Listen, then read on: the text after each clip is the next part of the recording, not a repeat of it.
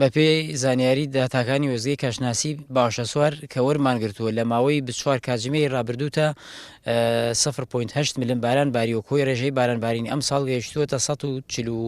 142.3 ملم باران باریوە تا ئێستا. ئەگەر بەراوردی بگەین لەگەڵ ساڵی پار تاکو ئەم کاتە 278 ملم باران باری مەترسی وشک ساڵی نییە ئەتوانین بڵێن جارێ زووە مەترسی وشک ساڵی بکەین چکە ڕێژەکە تا ئێستا نزبێ باش باران باریوە ئەگەر بەراوردی بکەین لەگەڵ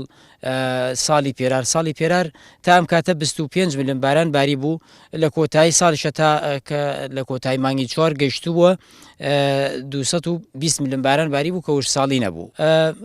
ناوچەی گەرمیان معدل ئەم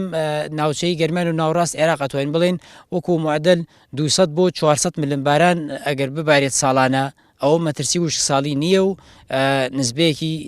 سروشتیە بۆ ناوچەکەی خۆمان. تا ئێستا ینی نزیک بۆتەوە لەو ڕێژەیە بۆیە مەترسی نییە ینی.